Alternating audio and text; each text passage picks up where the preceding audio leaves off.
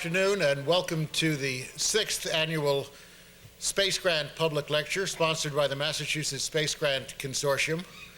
Our speaker this afternoon has traveled further than anyone has and most likely will ever travel to give this lecture.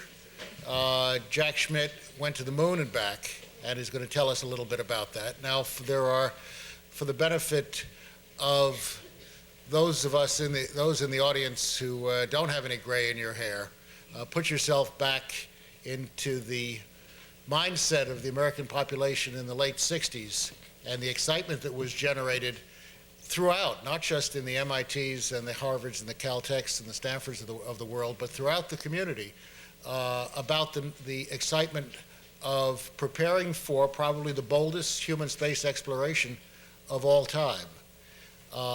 It, of course, reached its initial excitement in the footstep that everybody remembers with Neil Armstrong and our alumnus Buzz Aldrin. And it continued on through a science-gathering activity which has, in many ways, never been repeated in the history of the space program, culminating with the first scientist to walk on the moon, our speaker today, who was also, and this is somewhat ironic to look back upon it, the last man to walk upon the moon. Jack Schmitt, who is a good friend to many of us here in Cambridge, began work as a geologist and had a very promising career as a geologist when he was selected by NASA as an astronaut to train for the Apollo program, and performed the way many of us had always hoped scientists and engineers in space would perform in the course of his exciting exploration of the moon. Beyond that, after return and after some important work with the space agency, he went on to another challenge in many ways just as great, and that is in attempting successfully to a great extent to have his ideas carried forward to fruition for the benefit of all of us as a member of the United States Senate, a senator from his home state of New Mexico. And since that period of time, Jack has remained active in a number of areas, including the space arena, where we continue to bump into him. I'm happy to say we're usually on the same side of the vigorous arguments that ensue. And what we have asked Senator Harrison Schmitt to do today in his talk, A Trip to the Moon, is talk about not only what it was like, but what it can be like for the next generation. Senator Schmitt.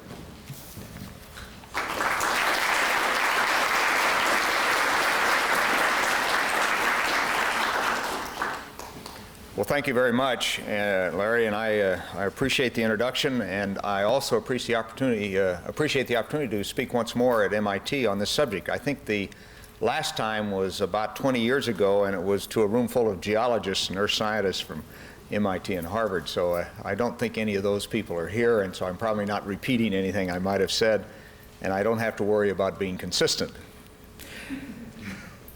Larry's exactly right. What I would like to do is to take you on a trip to the moon. I'm not going to spend a lot of time getting you back. Usually, for many audiences, I do spend some time getting everybody back, but we won't worry about that today.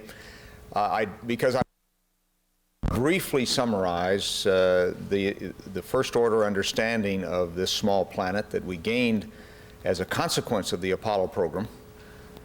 An extremely important consequence, and not one that was anticipated by John F. Kennedy when he said he challenged the nation to go to the moon and return safely to Earth, but one which in the process of implementation of that challenge, we realized a great deal could be done, and indeed a great deal was done.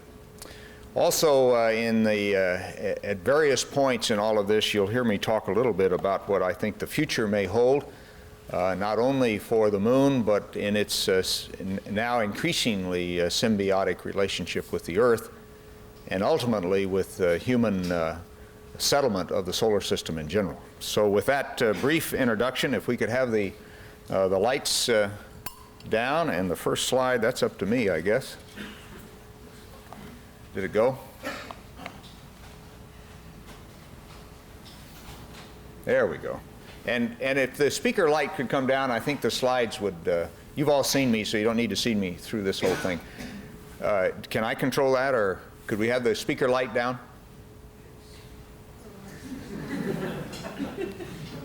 Maybe we can't do that. At any rate,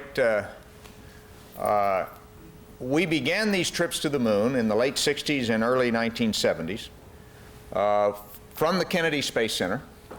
And here you see the Saturn V rocket to be used by the Apollo 17 mission, moving away from its assembly building, the vehicle assembly building, towards the launch pad. It is still the largest rocket that has ever been used to put human beings in space, 364 feet high. The basic fully fueled weight was 6.2 million pounds. And the 5 big engines in the first stage developed 7.5 million pounds of thrust. Now, the space shuttle approaches those numbers but does not reach them. And it was indeed exactly what we needed for this mission. A truly remarkable accomplishment is putting this system together, and one which worked with extraordinary reliability each time we demanded something of it. By the way, that vehicle assembly building is now fully utilized, even, unlike in the Apollo program, fully utilized by the activities of the Space Shuttle program. This is just an alternate view of the Saturn V, looking from the bottom up. Those of you who can see in the lower right-hand corner the upper torso of a man will get a feeling for scale here. It's quite a large vehicle. That D on the fin, left-hand fin, is about 5 feet high, I would suspect. Really awesome, not only from the bottom, but from the top. Here now, looking across the top, and the launch escape rocket that is attached to our capsule that you can see there, the cone-shaped capsule at the top of the rocket. Looking back towards that vehicle assembly building that I mentioned earlier. I think I generally don't need this, but that's the building out there. We were on our way out to the launch pad at this point, moving at less than a mile per hour on this huge machine we call the crawler. By the way, the crawlers are still used to transport the space shuttles out to the launch pad. Now, we had many different kinds of training, thousands of hours, of course, in computer-driven simulators that prepared us for the actual flight portions of our mission, but also we had things like survival training. And here you see some very young and skeptical-looking astronauts learning about the care, feeding, and preparation of boa constrictor at an Air Force station in Panama. Ed Mitchell, MIT graduate, is in that picture, a PhD. I don't know whether Charlie Duke, was he? He was my student. Yeah, well, Charlie's behind the boa, so you might not be able to tell that, but I remember that he was behind the boa. Now, we also had science training, and as a consequence of the efforts of many people throughout the country, including Bill Brace here at MIT, and some Harvard professors and some Caltech field geologists, we finally developed for the last 3 missions a comprehensive Earth science training program that prepared pilot astronauts about as well as one I think could ever expect to prepare these really already outstanding observers to systematically collect samples, establish their contexts through verbal description and photography, and to give us the basis for that first-order understanding of a second planet that I mentioned earlier. Here you see Gene Cernan, the commander of the Apollo 17 mission, and yours truly in an exercise near Flagstaff, Arizona, science exercise. We actually, each time we went out, for the most part, we actually profiles, but working on the geology, the science of real Earth problems. Why Gene felt in this context it was necessary to wear checkered pants, I'm not sure. He was and is, I guess he would still say, is a Navy test pilot, and that might explain the checkered pants. Gene also was the talker on the crew, believe it or not. And here you see us in an exercise involving our actual flight lunar roving vehicle. We were checking out all what they call the fit and function of it, in our pressure suits, and Gene had come up with something that excited him, and it obviously put me to sleep. But ultimately, on December 7th, Florida time, in 1972, we left the Earth with a spectacular night launch, I am told. Having just seen Discovery launch at night, I can get some feeling now for what it was like, but of course I missed that. And inside the capsule, we were subjected to, at this point, not very heavy G's, because the initial acceleration is quite slow, but extraordinarily heavy vibration.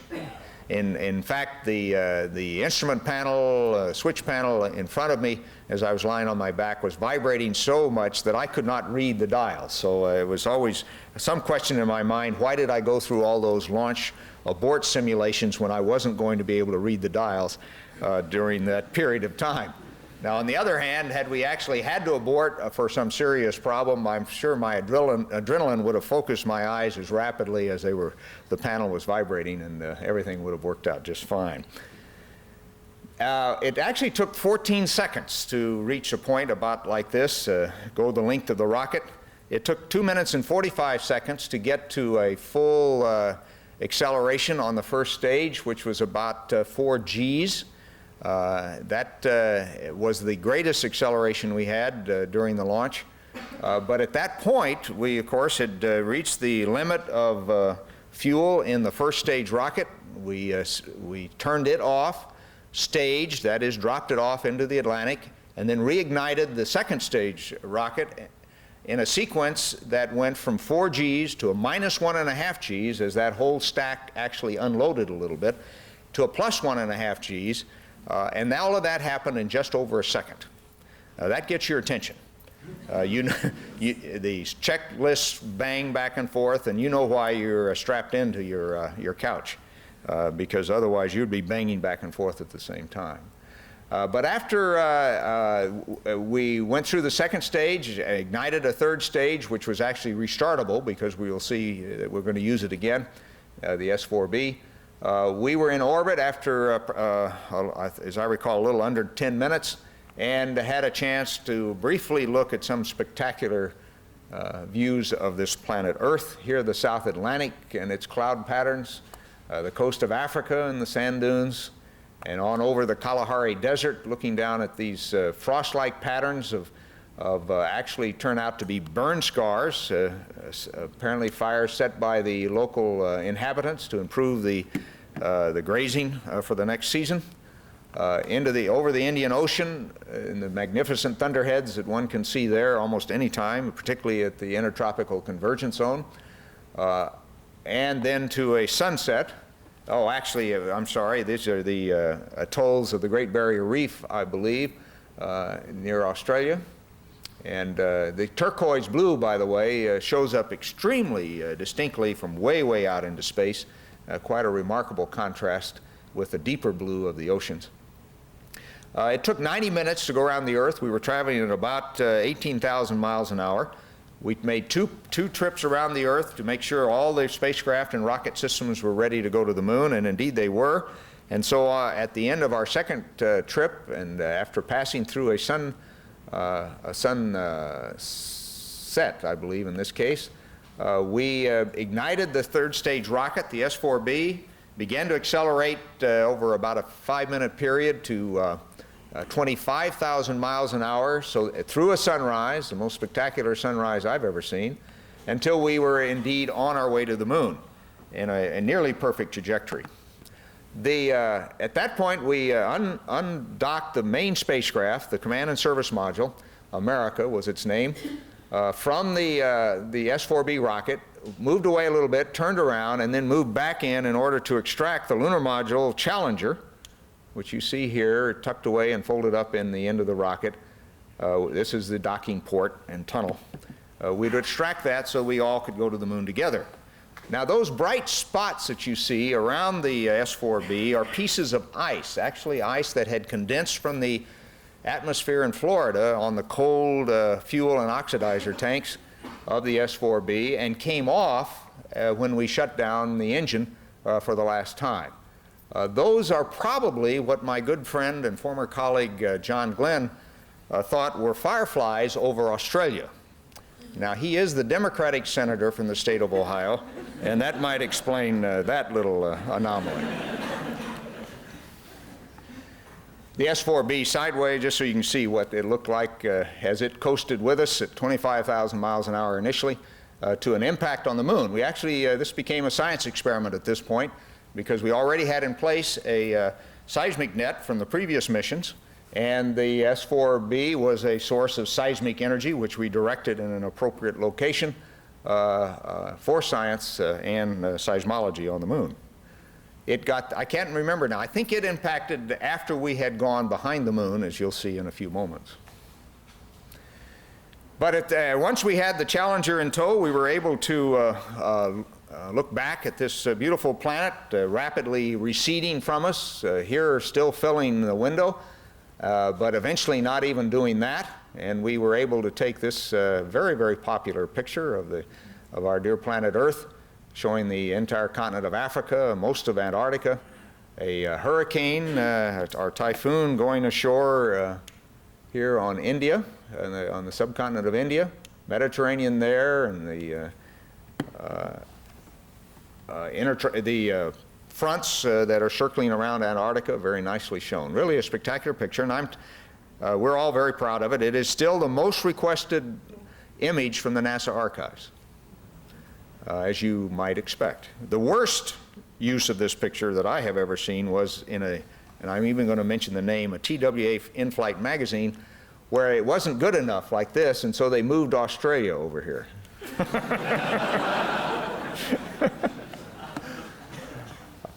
There is Australia. This was taken about a day and a half after the picture I just showed you. We were in now a lunar reference trajectory, as it was called, and that the Earth was turning beneath us once every 24 hours and going through a slow phase transition, as you see here, not nearly as full. Here, looking at the South Pacific, you see how brilliantly Australia as a desert beacon shows up, and indeed you could see the deserts, and particularly Australia, very clearly from the moon, and identify them. A number of things, being an amateur meteorologist, I filled the transcripts with all sorts of forecasts, descriptions and forecasts as we went towards the moon for 3.5 days. I'm sure I put everybody in the Mission Control Center to sleep, but I enjoyed myself. There wasn't much else to do as you travel out towards space, except make sure you didn't get into trouble. This is a typhoon in the Philippine Sea, and those spots right there are thunderheads on each of the Philippine islands. Another typhoon was developing around Guam, which nobody knew about, and we were able to tell the world about.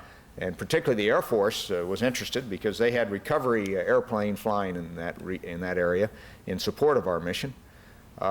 This speckle point is an interesting phenomenon, and actually is a way in which visually you can tell what the sea state is. It's always brighter, for example, near the shore near continental shores because of the increased wave activity at that point.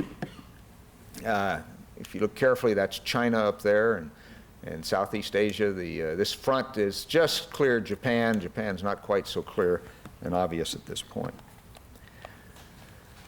And the Earth continues to recede. About 3 days out, I had another view of Australia. But at this point, we became increasingly aware of a dark, looming shape blocking out the star field as well as the Earth itself when we headed towards orbit. And there you see the mountains of the moon across our dear planet Earth again. The first sunrise that we had in the spacecraft behind the moon is shown here. Actually, it's a sunset on the moon. We were in a retrograde orbit, so that when we landed on the other side of the moon, in the valley of Taurus Littrow, we would have the sun to our back. It made just for better visibility, of course, than flying into the sun itself. This illustrates a number of properties of the moon that are of interest. For one thing, you see absolutely no evidence of an atmosphere off there on the horizon. The vacuum at the surface of the moon is about 10 to the minus 12 torr. Basically no atmospheric gases at all, although there is a very small and measurable amount of atmosphere. The There's no oxidation of iron minerals, so you get none of the colorful features that we're used to here on Earth, but you do have a beauty of contrast, which this picture and others I think will help to illustrate. Now, the reason I show this picture somewhat out of sequence, I actually took this on the way home just after we left lunar orbit, but is to give you an indication of where we were going. The Valley of Taurus Littrow, which you'll see more of in a moment, was in the cut through a radial valley, cutting through the ring of mountains surrounding this relatively young circular basin called Serenitatis. Serenitatis is 500 kilometers in diameter, somewhat bigger than Crisium, which you see here, but not quite as big as Tranquillitatis, which is the more irregular basin here. Apollo 11, Neil Armstrong and Buzz Aldrin landed right there. That Tranquility Base is in that vicinity of the moon. Our landing, as I say, was somewhat north of that. A better view, a close-up view of the Valley of Taurus Littrow is shown here. It's that dark bay-like indentation here. It's about 35 miles wide, long, about 4.5 miles wide. And those mountains on either side, although seemingly somewhat subdued, rise to 7,000 feet at their highest points. So we landed in this valley, or a point about right there, in a valley deeper than the Grand Canyon of the Colorado. Truly a remarkable demonstration, once again, of the navigational techniques that had been developed by the Apollo program, and in particular with the assistance and innovation and imagination of the Draper Laboratory, which then was the MIT Instrument Lab. I don't think had they been spun off yet? I've forgotten when they were spun off. Somebody tell me. It was after that when they were spun off? I am privileged to serve on the board of the Draper Lab now, so I get to come back and thank them as many times as I can remember to do it. This picture was taken from about 100 miles away, this one from about 15 miles away, and a somewhat lower altitude. We were only about 10 nautical miles above the surface at this point. The landing site is going to be there. This spot right here is the other spacecraft. Ron Evans, who was the third man on our crew, was alone at this point, since this picture was taken from the lunar module, as we prepared for our last orbit and descent to the Valley of Taurus Littrow. Ron was about a mile ahead and a little bit below us, preparing to get out of the way of our descent on the next orbit. This mountain here is the highest mountain in that borders the valley, again, something over 7,000 feet high. Looking straight down on the valley is of interest. We landed right there, and those of you who are close enough will see a dark shadow or spot there. That is the shadow of the lunar module. Ron actually took this picture as he passed overhead while we were working on the surface. There's a light-colored spot around the area here that was caused by the descent effluence, just altering the optical properties of the surface. We've never been able to detect any impregnation of the effluence of the descent engine, just a modification of the surface texture. This feature here, this plume-like deposit, is the remains of an avalanche that came off the side of the South Massif, that high mountain I pointed out earlier, very probably in response to material thrown over 2,000 kilometers from the crater Tycho in the southern part of the moon. Those of you who look at the moon once in a while will know that name. It's one of the younger bright halo craters, bright rayed craters on the moon, and it appears as if one of its rays comes all the way up here across Taurus Littrow, and we are suspecting that avalanche was triggered by the impact of that secondary debris. The ages, as far as we can tell the age of Tycho and the age of this, about 30 million years, work out to be approximately right. So that's the present working hypothesis, that we indeed had evidence or worked on an avalanche caused by Tycho. Our traverses, the first excursion, we worked primarily around the lunar module, deploying the The Apollo science package, the ALSEP, about 300 meters ahead of the Challenger. We also sampled around craters in this area. The second excursion, though, we got going early. We headed all the way out here, about 7 kilometers to that point right there, and worked our way over to this dark crater where we found the orange soil, and then back to the lunar module. And the third excursion was over here to visit some big boulders you'll see in a moment. Fact is, I think it's right there, and then back to there. So we traveled about 35 kilometers in the Lunar Rover, which I'll show you in a moment, and collected about 250 pounds of samples, several thousand photographs, and generally had not only a great enjoyable time, but a fairly productive scientific mission as well. This is the first view I had out the right-hand window of the Challenger after landing. It's a view over a fairly typical dark marry surface of the moon, with the scattered blocks of basalt and the ground up and pulverized basalt that makes up what we call the Lunar Regolith, that debris layer, or sometimes called soil layer, that covers the moon. In this valley, it averages about 9 meters thick. The regolith of the moon is the source of many potential resources we'll talk about in a few moments, including an energy resource, a light isotope of helium called helium-3 that is a nearly ideal, environmentally as well as efficiency, ideal fuel for nuclear fusion. The metallic object there in the foreground is one of 16 small restartable rockets that we used to control the attitude of the spacecraft when we were in flight. The far edge of the valley there, say that point right in there, is probably about 4 miles away, something like that. Now you have to take my word for these distances and sizes and things like that, because there are no telephone poles or trees or houses or anything that you can use for reference. And indeed, astronauts almost invariably underestimated distances. It was like sometimes you do when you drive in the western United States. When the air is clear and you have no clear reference of size, you will do the same thing.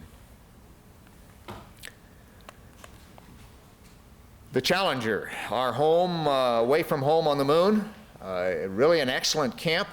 Not only did the descent stage, the lower half of the Challenger, contain everything that we could need for our particular mission, including the Lunar Rover and the science packages and even our food and film. The ascent stage was really a very good camp. Sleeping in 1/6 gravity that you have on the moon is very comfortable. We had hammocks that provided very good rest. Not enough gravity to make you want to toss and turn, but just enough to feel like you were lying on something rather than floating. The food was reasonably good, certainly better than I've had in some of my field camps that I've worked in as a field geologist. No hot water. We had hot water in the other spacecraft, the America, but we did not have hot water in the lunar module. That just was not provided for and was not really necessary for 3 days on the moon. And maybe most important for geologists and maybe some others, there are no black flies or mosquitoes to bother you up there. This picture was taken from about 75 meters away. Now you may have already wondered, did we ever feel homesick? Well, my answer is no, because anytime I wanted to see home, I could just look up over hear the lunar module or the nearest mountain and see the Earth only 250,000 miles away. Communications were excellent, just outstanding. We never had any communication problems of any significance whatsoever, and we worked as if almost as if we were working anywhere else you could imagine here on Earth. A well-dressed astronaut wears what you see here: the spacesuit, the backpack, the emergency oxygen supply there, and the man inside weighed, in this case, about 370 pounds, Earth pounds, but on the moon that would only be about 61 pounds. Mass didn't change, of course, but the weight was quite different, and so it was really quite easy to move around. You had to watch yourself a little bit. Your center of gravity was displaced about 2 inches towards the back. because of the weight of the backpack. And you'll see us leaning forward in order to compensate for that. That was very natural to do. Although Charlie Duke, when he was on the moon on Apollo 16, decided to demonstrate what it was like to jump straight up, and he forgot that his center of gravity was displaced, and so he rotated out of the view of the camera. And everybody got a pretty good laugh out of that. If you ever wonder why astronauts are whistling and singing quite a bit while they're working on the moon, it's because it's so much easier than training in one gravity. It really is. We were basically pressurized for almost 10 hours each for each excursion, each of the 3 excursions. And the only muscles that really became fatigued were your forearm muscles and the hand muscles. And that's because the glove was just purely a pressure glove. And it was every time you wanted to move, you had to squeeze against that pressure, 3.5 psi. And that would be like squeezing a tennis ball continuously. Every time you wanted to do something, you had to squeeze a tennis ball to do it. That fatigued these forearm muscles, no matter what you had done to prepare yourself. Physically, there was just nothing you could do. After about a half hour or so, you would finally realize what your steady state capability was, and you'd proceed from there. But the overall loss of efficiency as a consequence of that was significant. And I hope that someday, maybe some engineer from MIT will figure out how to engineer a glove that more closely duplicates the normal dexterity of the human hand. That's one reason why we put human beings in space, is to have that hand attached to a supercomputer called the brain, and something that we haven't yet been able to duplicate any other way. The rake that you see there was just one of the many tools that we had for collecting a particular style of sample, small samples out of this lunar regolith. But you also see I'm not going to the trouble to grasp that rake. I just rest it against my hand. Again, anything you can do to keep from using your forearm muscles, you would do. Gene Cernan is testing out the Lunar Rover. In this case, it weighed about 450 Earth pounds without us or anything else on it. Worked extremely well. Had four-wheel independent drive, four-wheel independent suspension.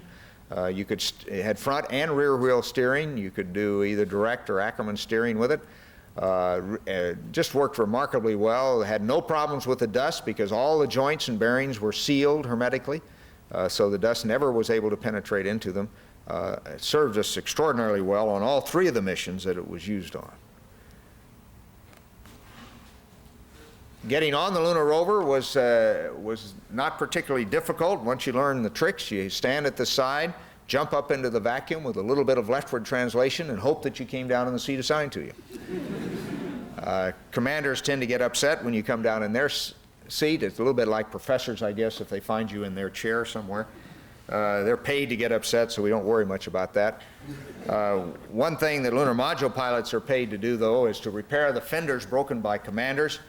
On each of our rover missions, the commanders succeeded in breaking a fender off, and lunar module pilots very quickly were instructed on how to repair it. Here you see unneeded photo maps taped together with, you guessed it, gray duct tape. It's held the rover together just like it's probably holding this building together by now. It worked very well. And the reason this was important, it wasn't just a trivial exercise, is that in 1/6 gravity, this debris, when you're driving, would travel just far enough up the wheel to give you a forward rooster tail. And you'd be driving into your own dust if you did not have something to break that trajectory. This picture you have to look at because I like to look at it. I never tire of it. It not only brings back the memories of the desert-like quality of the Valley of Taurus Littoral, or any place on the moon, really, but it illustrates just the general nature of what we were doing. The Lunar Rover off in the middle distance, the basalt boulders around a crater that's actually on the rim of a crater 600 meters in diameter, the largest in the immediate area. Probably a crater formed by those Tycho secondaries, we're just not sure. Okay. Now we're going to stand on the north side of the valley. The next few pictures will be a rough panorama of looking from the east here towards the south. This actually looks along the path we flew to come into the valley.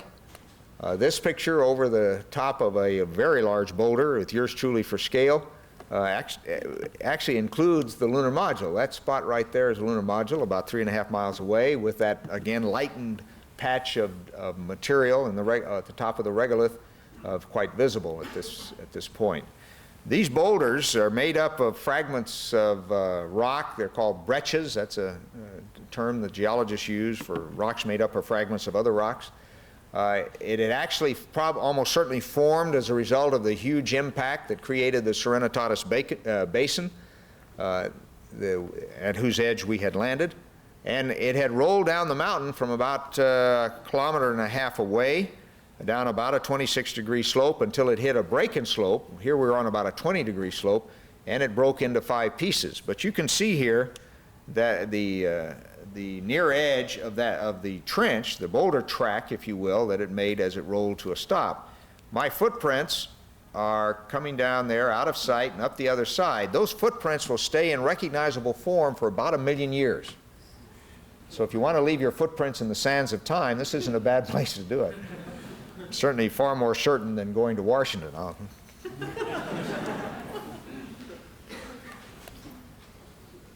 View of that South Massif, the highest mountain in the local area, that 26-degree slope, constant slope, built-in moguls from small craters that have formed on the surface. I think it'd be a great ski area one of these days.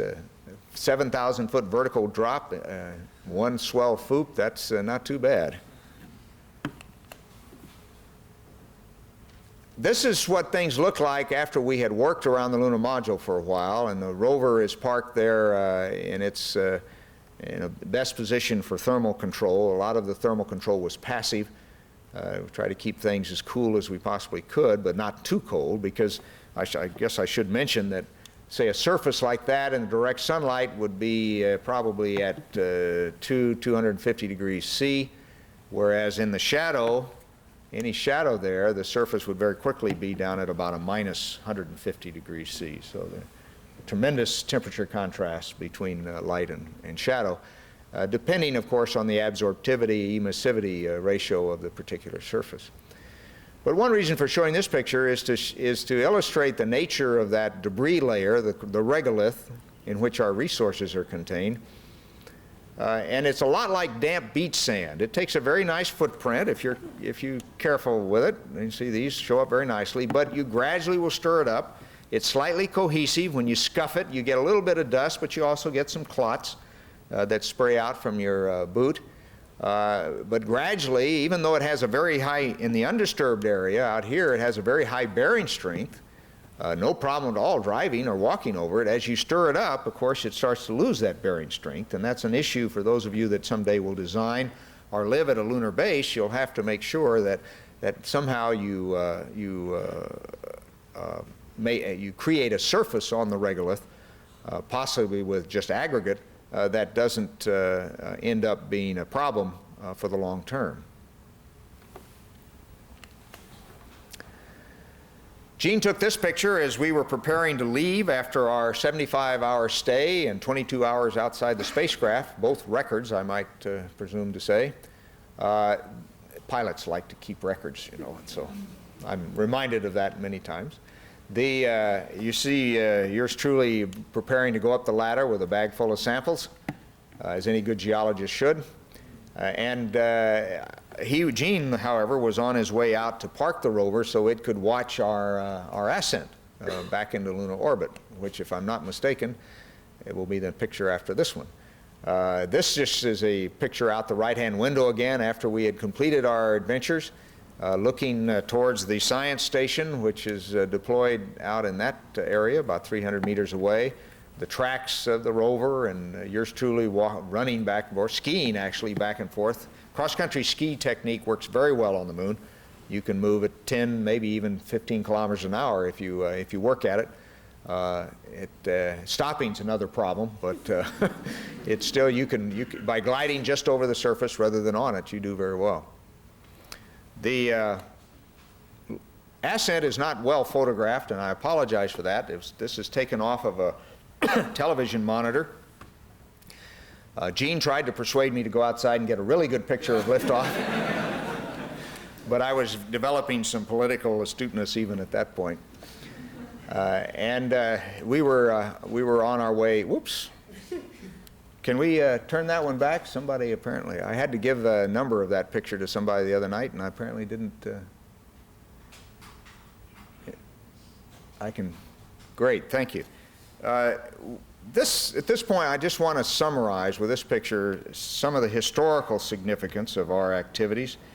I've already mentioned to you that in the history of science, we developed a first-order understanding of a small planet, chemically very much like our own, with many geological relationships to our own planet. But this was done now by Apollo for the first time, and it's a very significant and detailed scientific understanding of that planet, and has implications for our understanding of our own planet, particularly its early history, and particularly the origins of life on this planet. The astronaut, and in this case yours truly with Gene Cernan reflected in my visor, symbolizes in the history of technology one of the, if not the greatest explosions of know-how that technology has seen. And although done in a spirit, if you will, of competition with the former Soviet Union, nevertheless was done without a direct threat of war. And that technology base is continues to benefit us today in many, many different ways. The flag of the United States symbolizes not only what the country did in and of itself in response to the challenge that was perceived at the time from the former Soviet Union, but also represents really what free men and women can do when faced with a challenge that they believe in and believe believe the meeting of that challenge is the most important thing they can do with their lives. I'm sure you all have heard and maybe even used the phrase, well, if you can go to the moon, why can't you? And then you fill in the blank. Well, the point is that you can do whatever you put into that blank if, it's a big if you can motivate young men and women like yourselves to believe that that's the most important they can do with their lives at that point in time. It may turn out that later on they have second feelings about it, but nevertheless, if the belief is there at the time, you can do almost anything. In fact, I don't know what is beyond us if we have those kind of beliefs. And finally, in the history of the human species, symbolized by the Earth above the flag, and more appropriately maybe symbolized by this view of the Earth rising from behind the moon, we now have both the technological and psychological awareness, I think, to move the human species into space. There are resources that can serve the environment of the Earth on the moon, particularly as we search in the not too distant future for that necessary alternative to fossil fuels. There are the resources, additional resources on the moon that can make human enclaves there self-sufficient. The same applies to Mars. And if we have any kind of long-term, and I mean long-term species survival instinct, then the enclaves of the human species on those two planets are going to be extraordinarily important to us, as well as what they do to enable the Earth indeed to survive itself. And so Apollo has given us that new opportunity. What we do with that literally new evolutionary status is probably very difficult to say at this point. But nevertheless, as a result of the efforts of Apollo, including some people in this room here today, many people in this room here today, we now have options that we never had before and wouldn't have without it. Now, let's digress as we walk off the stage here and digress a bit to the science by itself. Before Apollo, and at the end of the so-called unmanned, literally automated lunar exploration program, we had a general understanding of the evolution of the moon, that there was a very old and highly cratered crust, that it had been modified by large circular impact basins, some more circular than others. The highland basins were filled with some light-colored, smooth plains we didn't understand, and by the way, still don't today. There were almost basaltic lava flows in most of the basins on the near side of the moon. There were additional volcanic deposits that looked like they had been pyroclastic, that is, the kind of fire fountains that we see today on the island of Hawaii and elsewhere around the planet. And that there was this deep layer of pulverized debris, the regolith, covering all of this that had developed through some unknown period of time since these other events occurred. Now, after Apollo, we added a great deal of detail. Particularly, we understand now the time frame in which these things had happened. The moon basically began within the limits of measurement error at the same time that the Earth began, about 4.5 billion years ago, almost 4.6 billion years ago. And that is now taken with the meteorite data as the age of the solar system itself. There, early in its history, right at the beginning, near the beginning, there was a magma ocean. Literally the outer, probably 500 kilometers of the moon was molten. Are largely molten, so that it differentiated. That is, as it crystallized, light crystals floated and heavy crystals sank. And so you ended up with a crust made up largely of a light mineral called anorthositic feldspar. Anorthosite is what the rock name is used. And underneath that is a mantle of the moon that is composed largely of olivine and pyroxene. And anytime I talk about this now, you have to put in your own minds, was that happening on the Earth? The answer is almost certainly yes, that these events were reflected on comparable events on the Earth being modified by its ability to withhold a fluid sphere, whereas the moon could not. But nevertheless, we now have to think in terms of these events or comparable events having occurred on the Earth as well. Following the solidification of the magma ocean, after maybe 100 million years or less, the highlands began to retain the evidence of the intense cratering that was going on. Indeed, the highland areas of the moon are saturated with craters at least 80 kilometers in diameter. That is mathematically saturated with craters of that size. An unbelievable period of violence in the waning stages of the formation of the solar system. And then at some point, probably beginning about 4.2 billion years ago, large basins began to form. The old large basins are the irregular ones, and the newer ones, the younger ones, still very old, 3.9 billion years old or so, are circular. And that implies in itself that during that period of time, the crust was somehow strengthened. That is an area of debate now of how did that crustal strengthening occur. But there has been isostatic, that is compensation of the gravity anomalies that would have been associated with these large basins. There has not been compensation of the younger basins. So something strengthened the crust at that point, so those anomalies could last for almost 4 billion years. In this period of time, the extrusion of the basaltic lavas, the Maria, reached its peak and continued for at least a billion years. We don't know exactly how long that occurred. And then after that, things pretty well stopped. If you had been around 3 billion years ago and been able to look at the moon, you would have seen roughly what we see today. There would have been bright craters. They've been different than the ones you see today, but nevertheless, they would have been there. And during that 3 billion years, this mature regolith surface developed and began to accumulate solar wind volatiles, and mostly hydrogen, quite a bit of helium, and then, of course, as part of the helium-3. That is of some interest to us now from an energy perspective and an environmental perspective.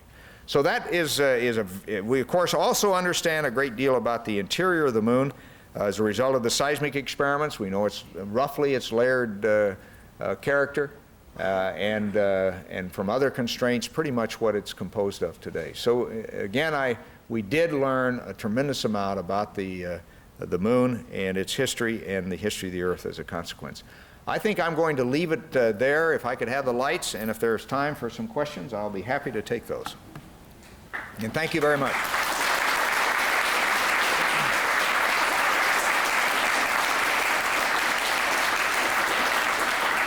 Do we have time for questions? Yes, we certainly do. Okay. Questions? Yes. After completing Andrew's Titan's book on the Apollo astronaut, I was really struck by his epilogue in which he talked about how the astronauts reflected on their journey to the moon, and wide variation in that, what they've done since then. I'm curious if it does or does not evoke certain emotions for you when you look up in the sky, and how you've been able to move on since then and find new challenges in your life. Well, the first question, does it invoke, when I see it in the sky, does it invoke emotions? It must, because I notice it more than I remember noticing the moon. I mean, it catches my eye, and that's the best I can say. If I go around a building, suddenly I see the moon, where I'm sure prior to being involved in the Apollo program, I didn't see it, or didn't notice it nearly as much. Or in the Monument Valley, it's there by the side of one of the mesas, and I just notice it. But as far as any major change as a result of actually going to the moon, I have to say I don't think there was a change in my, but the maturing experience of 10 years, actually more closer to 8 years of direct involvement in an environment in which everyone was totally dedicated to success of this particular project, that had a tremendous influence on not only my life, but my perspectives of what human beings are capable of doing, as I indicated earlier, when challenged and when they believe in the challenge. I had an advantage over many of the other astronauts, although the vast majority of them went on to very challenging careers, primarily in business, but in some other arenas as well. I also had my science, and part of my transition was based on working on the lunar samples and trying to synthesize, which I still spend some time on today, the results of the Apollo science program. And so that kept me moving. At the same time, some old friends of Bob Seaman's and mine, George Lowe and Jim Fletcher, asked me if, and I may have stimulated the question, but nevertheless they asked me if I would come to NASA headquarters to work on the transfer of NASA technologies into energy related activities. You see, this all was occurring about the same time as the first Arab oil embargo in 1973, and it occurred to all of us that there might be a great deal of application for NASA technologies, Apollo technologies in the energy field. And indeed, I think there were and there have been, maybe not as much as I had hoped at the time, but I worked on that for a couple years, and I had always had in the back of my mind from the time I was a graduate student really at Harvard in the 1960s that getting into politics was something that I probably would look at very seriously, and I began to look at that seriously while I was in Washington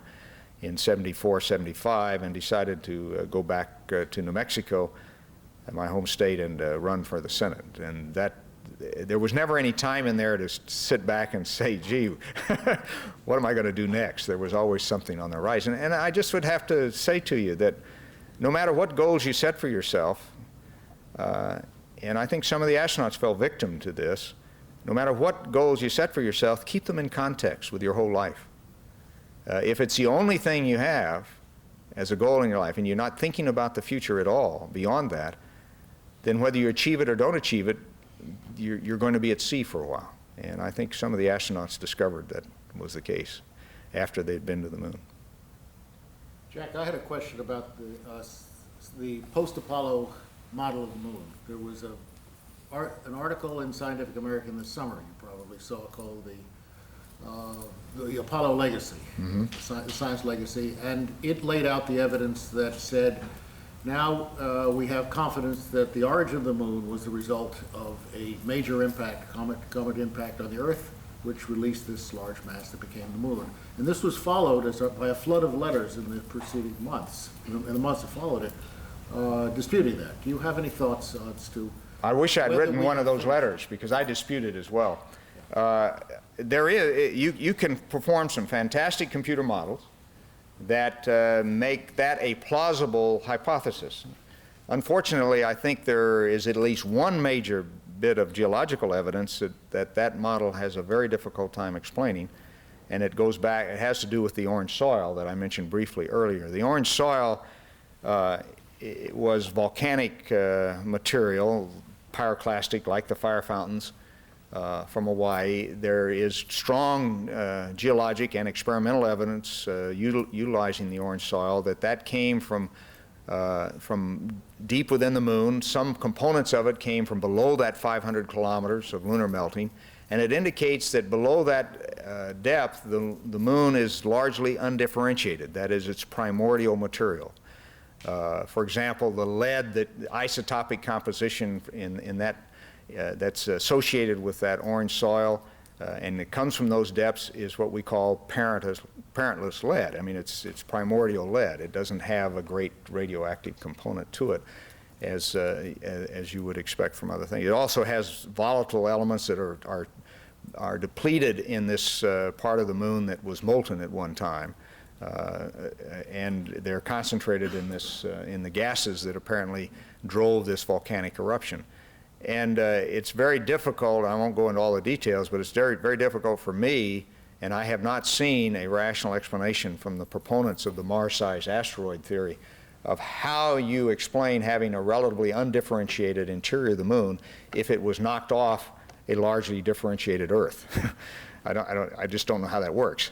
And so I'm a skeptic of that model. It's a good one to play. It's stimulated an awful lot of discussion. That's what's fun about science, is developing the models and seeing if they work. And more often than not, they don't. And you go on to the next one. In this case, I think that we still have some explaining to do. And so I tend to favor, if you say, okay, what's your idea?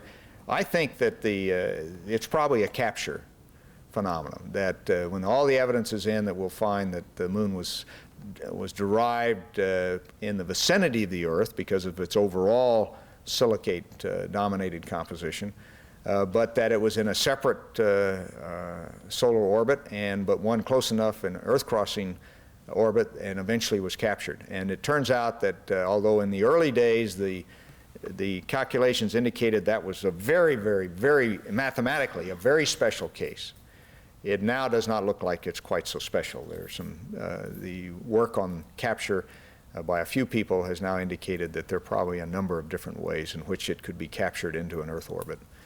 And so that's where I'm leaning right now, is in that direction. It helps to explain a lot of things that I don't think the Mars-sized asteroid will explain. Yes, sir? What were your plans during the mission if there was a solar particle event? Depending on the level of the solar particle event, we would try to put as much mass as we could between us and the event. That was the only plan we had. We knew that was one of the major risks to the health and safety of the Apollo crews, and there was not any planning beyond that, although there was extensive planning to how to observe a flare, where on the sun a flare occurring would affect the vicinity of the Earth, trying to predict how much time would you have, and that was worked into the contingency plans based on what part of the mission the event occurred. You would then move to get as much mass between you and that event as possible, and ultimately it meant you'd get into the command module as fast as you could, because that would have the most mass. And so if we were on the surface, we would try to get off the surface as soon as we possibly could and rendezvous with the command module. How much warning did you feel you had? There is still some debate over that. At the time, it was felt that it was about an hour. Although some people who still study that problem suggest that may be only about 30 minutes. And I can't tell you why there's that factor of 2 discrepancy. They've not been able to explain it to me, and I can't explain it to you. But there's that kind of a debate going on about it. But it's not much. Now, knowing what I know now, there probably was a very easy solution to the lunar surface flare problem, and that is to use a linear shaped charge, explosive charge, to create a trench, drive the Lunar Rover over it, and have some capability to at least pile dirt, pile regolith on top of that rover. That would be a very good way to deal with the mass issue, and just live off, by cutting down the rate at which you're working, you could live off your consumables for a number of hours longer under that rover than you would have if you were working. Now, you could augment that solution by having some additional consumables on the rover that you then could attach to with a vacuum transfer into your suit. All of those things are feasible, and as a matter of fact, as we look towards lunar bases, I personally think that's probably the way you'll deal with that continued hazard and the risk associated with it, is to have those kinds of systems worked out in advance. So I don't think in the long run it needs to be a major issue for actually permanent permanent activities on the moon. I have, I'll take your question and I'll have a closing one. What are your thoughts about the issues of manned versus unmanned lunar and planetary missions? I know the American Astronomical Society, as the members of the American Astronomical Society, are very much in favor of unmanned missions. It's being much more cost effective. Well, I'm in favor of both of them. I just was a principal investigator on a proposal for the Discovery program to put a lunar rover, a new rover, an automated rover on the surface of the moon to get a better three-dimensional understanding of the lunar regolith, scientific understanding of the regolith, not only for science in many different ways, but also to better understand how to design future habitats, machines, and things like that that would operate on and within the regolith. So I feel very strongly that you need to find the right balance, but at some point you'll always find me feeling very strongly that the integration of robotic or automated technology and the human capabilities is ultimately the way to get the greatest return on the buck spent. And it's partly my nature. I hope it's partly a good logical position to be in. I just don't see how we can fully scientifically or humanistically take advantage of the opportunities that are available to us in space without the combination, and particularly without the presence of human beings at some point in that pyramid. The argument will go on. I have heard people, including my good friend Carl Sagan, say that everything we learned on Apollo could have been learned with an automated system. I'll give him that, but he's never had to cost that out. And I just have a strong gut feeling as an Earth scientist to get that level of understanding of the history of a small planet purely through automated missions would have cost you at least as much in then-year dollars as the Apollo program cost. And I'm not sure it would have been possible with the technologies that were available then. Now we have a somewhat different picture. What you can gain with some of the advanced imaging and analytical mass spectrometry, particularly technologies that we could put on a rover, automated rover on the moon, is far and above what we could have done 25 years ago. But still, I think the argument's a useful one because it makes everybody think. But the other side, shall I say, if I'm on the man side, has never really had to cost out all of these things that a human being can do when they're left, a trained and experienced human being can do when they're put into their own environment in space. Well, you asked the closing question I was going to ask. So with that, I will thank Jack Schmitt for a lecture that we'll remember perhaps until we see the next man on the moon. Thank you. Pleasure.